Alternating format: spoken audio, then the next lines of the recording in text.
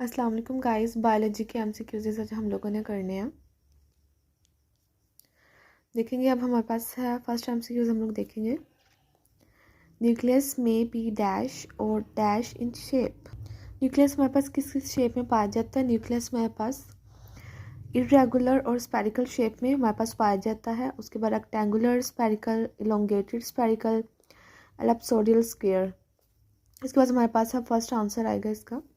उसके बाद हमारे पास है the example of polynucleate cell is. हमारे पास जो पॉलीन्यूक्लिएट सेल हमारे पास स्मूथ मसल सेल्स, इसके पास सिंगल सेल होता है। स्ट्रिप्ड मसल सेल्स हमारे पास जो से होते हैं वो स्मूथ मसल सेल्स ही होते हैं। स्टिरिएटेड मसल सेल्स भी स्मूथ होते हैं। और स्केलेटल मसल सेल्स के पास हमारे पास पॉलीन्यूक्लिएटेड होता है ये, ठीक है, स्केलेटल मसल सेल्स। उसके बाद in non dividing phase nucleus contains dash and soluble sap का dash respectively. Non dividing phase के अंदर हमारे पास जो से होते हैं वो क्रोमोसोम्स हमारे पास टोटली हमारे पास जो से होते हैं वो अपेयर नहीं होते हैं। उसके बाद हमारे पास न्यूक्लियर प्लाज्मा बनता ही बनता है, ठीक है। सोलबल सैप हमारे पास कौन सा होता है? Nuclear plasma. उसके साथ हमारे पास क्या बनता है? क्रोमेटिन नेटवर्क बनता है, ठीक है। इसका आंसर होगा ए। नेक्स्ट क्वेश्चन हमारे पास the heredity of material is in the form of chromosome which control. Heredity material हमारे पास क्या? क्रोमोसोम हमारे पास क्या? हमारे जीन्स हर फंक्शन को कंट्रोल करते हैं, क्या वो रिप्रोडक्टिव हो, सोमैटिक एक्टिविटीज़ ऑफ सेल हो, फिजियोलॉजिकल एक्टिविटीज़ हो। क्रोमोसोम हमारे पास सब कुछ कंट्रोल करता है, all activities of the cell. उसके बाद हमारे पास क्वेश्चन नंबर 5 है the membrane that separate the nuclear material from cytoplasm. बहुत ईजी, हमारे पास सेल होता है, उसके अंदर न्यूक्लियस होता है, साइटोप्लाज्म होता है और न्यूक्लियोप्लाज्म होता है, ठीक है। तो जो मेम्ब्रेन हमारी सेपरेट करेगी हमारे पास क्या होगी? Nuclear membrane. तो हमारे पास यहाँ पे आएगी nuclear membrane.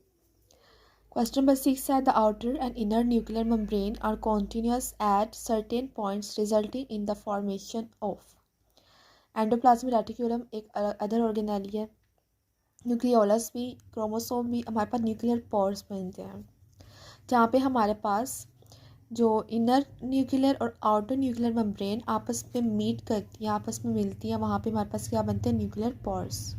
Next question number 7 the exchange of material between the nucleus and the cytoplasm is carried out through endoplasmic reticulum. ये तो न्यूक्लियस के बाहर होता है, ठीक है। Nuclear pores, vacuoles, nuclear envelope. Nuclear pores होते हैं क्योंकि ये ही एक्सचेंज का काम करते हैं। और एंडोप्लाज्मिक रेटिकुलम मटेरियल को सेल के अंदर से रिमूव करवाने के लिए हमारे पास ये ऑर्गेनेली यूज़ की जाती है। इसका आंसर है nuclear pores. Question number 8 the number of nuclear pore in the nuclei of differentiated cell such as erythrocytes is only। ये सिंपल सेल हमारे पास जो मौजूद होता है इसके अंदर हमारे पास कितने न्यूक्लियर पोर्स होते हैं? ज़्यादा से ज़्यादा हमारे पास 3 to 4 न्यूक्लियर पोर पर न्यूक्लियस होता है, ठीक है। इसका आंसर है C. The example of undifferentiated cell in is that of leucocyte, erythrocyte, osteocytes, egg cells. हमारे पास अनडिफ्रेंशिएटेड जो सेल्स होते हैं हमारे पास एग सेल्स होते हैं, ठीक है। एग और स्पर्म जो हमारे पास जर्म सेल्स होते हैं वो अनडिफ्रेंशिएटेड सेल्स होते हैं, ठीक है।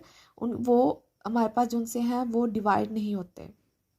क्वेश्चन नंबर 10 है नंबर ऑफ न्यूक्लियाई में बी मैनी पर न्यूक्लियस, 1 पर न्यूक्लियस, 1 और मोर पर न्यूक्लियस, 0 पर न्यूक्लियस। न्यूक्लियाई हमारे पास जो से होते हैं एक या एक से ज़्यादा एक न्यूक्लियस के अंदर प्रेजेंट हो सकते हैं।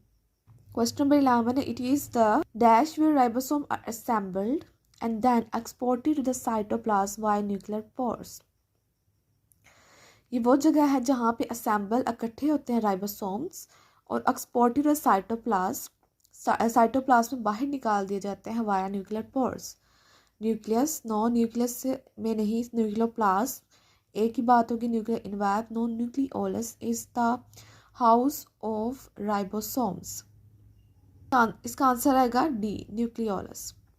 During cell division thread like material is converted into darkly stained structure known as nuclei, nuclear membrane, nucleosomes, chromosomes. ये ड्यूरिंग सेल डिवीजन, जब सेल डिवीजन होता है तो हमारे क्रोमेटिन नेटवर्क जो से होते हैं वो क्रोमोसोम की शेप के अंदर आ जाते हैं, ठीक है। तो हमारे पास इसका आंसर आएगा डी। क्वेश्चन नंबर 13 है The place on chromosome where spindle fibers are attached during cell division is called centromere, chromatin, secondary construction, nucleosome. हमारे पास यहाँ सेंट्रोमेयर के ऊपर स्पिंडल फाइबर जो से वो अटैच होते हैं, क्योंकि वहाँ से उन्होंने जो से होता है सिंगल क्रोमोसोम को, मतलब कि क्रोमेटिन सिस्टर्स को उन्होंने अलग करना होता है, ठीक है। क्वेश्चन नंबर 14 है, each chromosome consist of dash at the beginning of cell division, 2 non-sister centromeres, 2 sister chromatids, 2 non-sister, 2 sister centromeres। हमारे पास 2 सिस्टर क्रोमाटिड्स होते हैं जिसके ऊपर क्रोमोसोम कंसिस्ट करता है बिगनिंग ऑफ सेल डिवीजन।